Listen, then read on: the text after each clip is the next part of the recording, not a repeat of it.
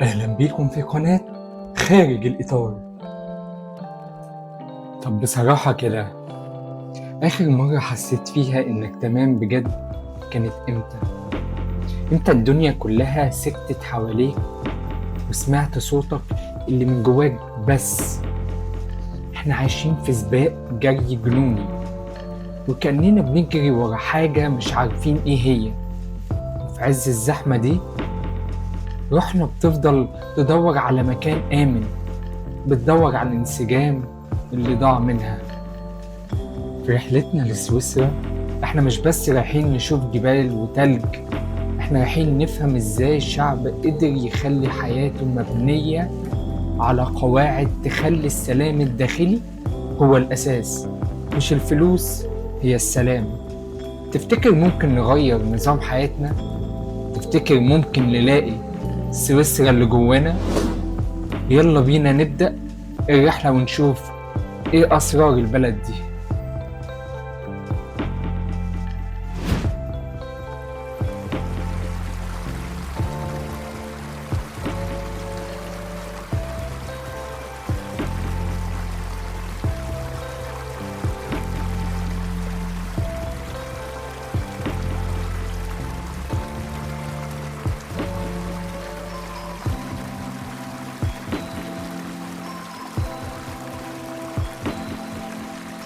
أكبر عدو بيواجه سلامك الداخلي هو القلق من بكرة.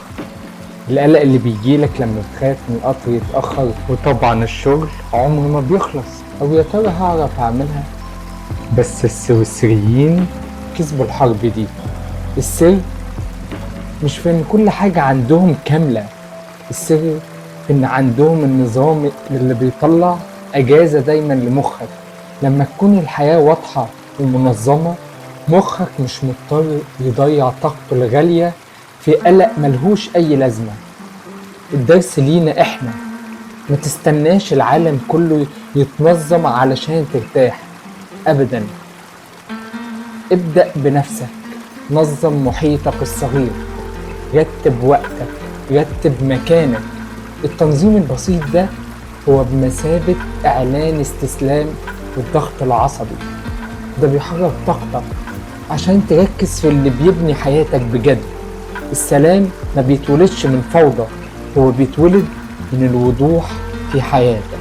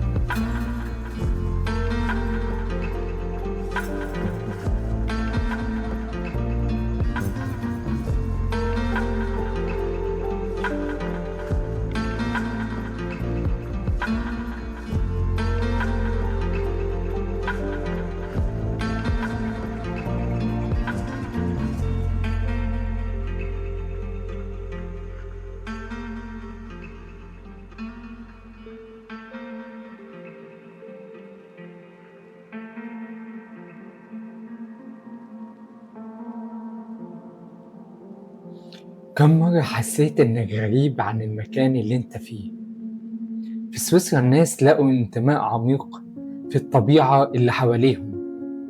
الأرض دي ما بتقولكش امشي، كل جبل، كل بحيرة، كل زرعة كأنها بتقولك أنت جزء من اللوحة المتناغمة دي. الطبيعة هي أستاذ التأمل الأقدم.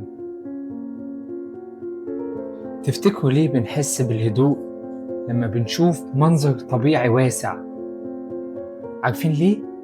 علشان المخ بيفتكر إن مشاكلنا الكبيرة أوي دي هي صغيرة جدا، صغيرة جدا، ما تجيش حاجة جنب عظمة ربنا وعظمة الكون الكبير ده.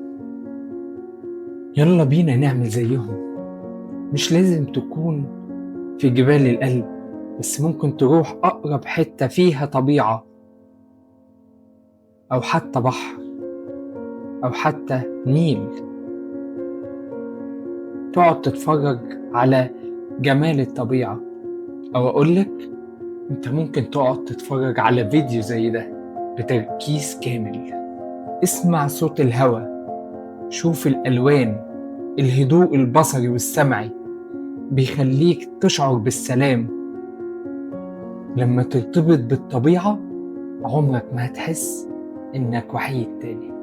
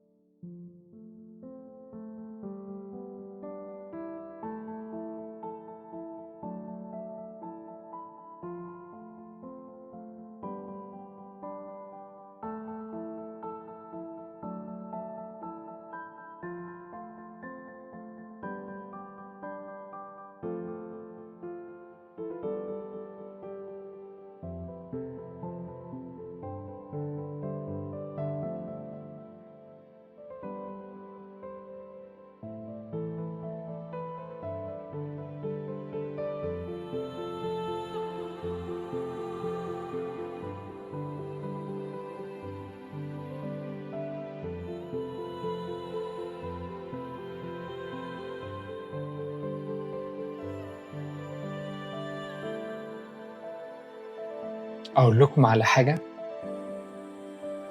إحنا مدمنين. عارفين إزاي؟ مدمنين على فكرة الإنتاجية المستمرة. بنحس إن الوقوف والراحة ده فشل، بس برضه اتعلمنا من سويسرا الوقوف الذكي هو أعلى أنواع النجاح. الناس هناك بتعرف تفصل. لما وقت الشغل بيخلص، الشغل بيخلص بجد. عندهم ثقافة اسمها مساء الاحتفال، اللي بيخصصوه للعيلة والهوايات والراحة بس. ده مش كسل، ده إعادة شحن البطارية. عقلك محتاج هدوء زي ما عربيتك محتاجة بنزين. لو فضلت ضاغط عليه جودة حياتك هتنزل. خلي الفصل ده قاعدة.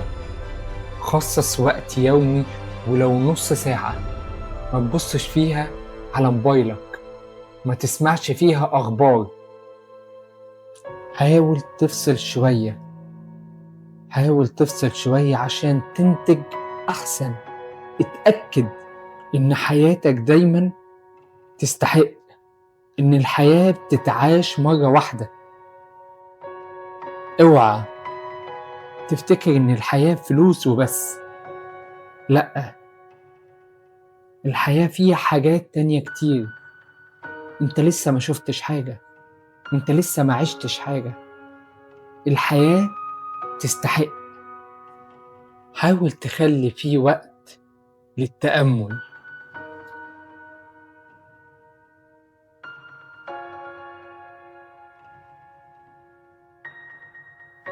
علشان كده عايز أقولك حاجة مهمة.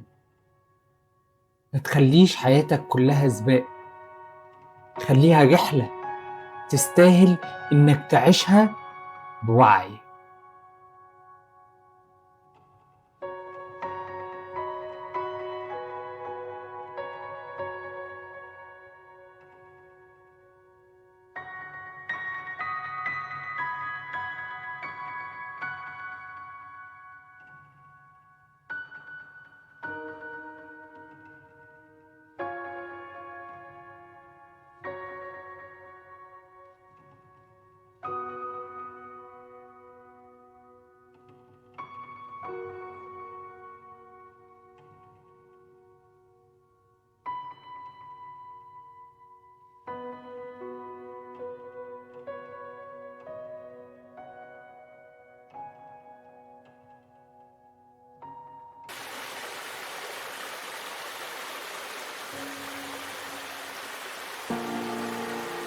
رحلتنا في الانسجام في سويسرا قربت تخلص، بس عرفنا إن سر سعادتهم مش سر، ده قرار. هم اللي اختاروا النظام عشان يحرروا عقلهم، اختاروا الطبيعة عشان يداووا روحهم، اختاروا الوقوف عشان يلاقوا التوازن. مش لازم تستنى تسافر عشان تلاقي الهدوء ده أبدا، دلوقتي انت تقدر تلاقي الهدوء ده، بيجي من جواك انت. حافظ على هدوءك، الرجوع لأصلك، خلي حياتك هي المكان اللي بتلاقي فيه السلام. دايما بص بعين إيجابية.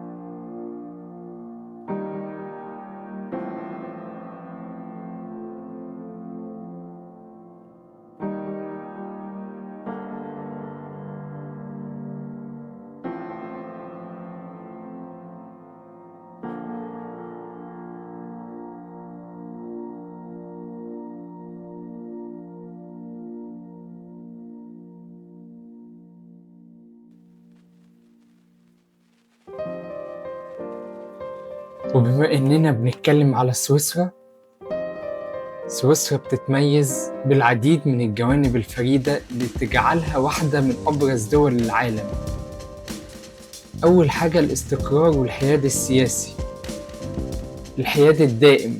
سويسرا معروفة عالميا بسياسة الحياد العسكري والسياسي التي تنتهجها منذ عام 1815.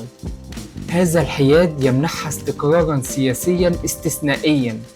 مقر المنظمات الدولية بفضل حيادها واستقرارها تستضيف سويسرا العديد من المنظمات الدولية الهامة، أبرزها المقر الأوروبي للأمم المتحدة في جنيف، واللجنة الدولية للصليب الأحمر.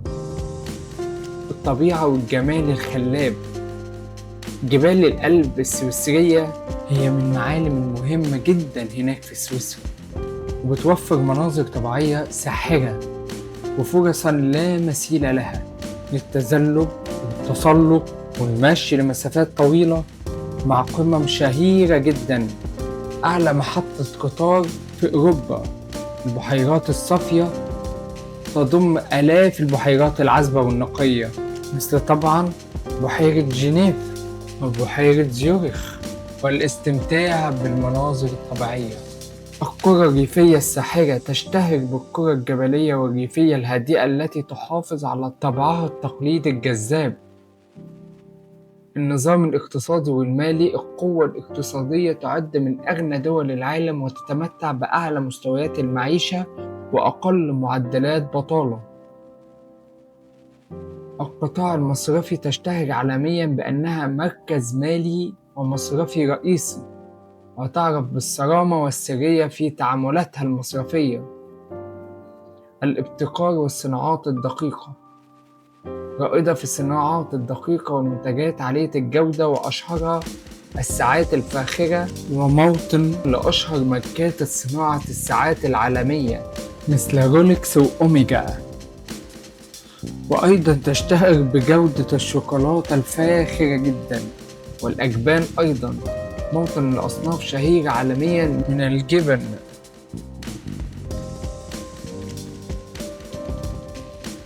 أيضا لديها التنوع الثقافي واللغوي، وتتميز ب4 لغات رسمية: الألمانية، الفرنسية، الإيطالية، والرومانسية، مما يعكس تنوعها الثقافي الفريد، حيث لكل منطقة طابعها الخاص. النظام الفيدرالي قوي، تنقسم إلى 26 مقاطعة يتمتع كل منها باستقلال ذاتي واسع، مما يجعلها نموذجا ناجحا للتعايش بين الثقافات المختلفة. الجودة والبنية التحتية، كفاءة النقل، تمتلك شبكة مواصلات عامة، قطارات، حفلات، قوارب هي أفضل وأكثر دقة في العالم، مما يجعل التنقل فيها سهلا ومريحا للغاية. جودة المعيشة، تصنف مدنها باستمرار ضمن الأفضل عالميا من حيث جودة الحياة مثل زيورخ وجنيف.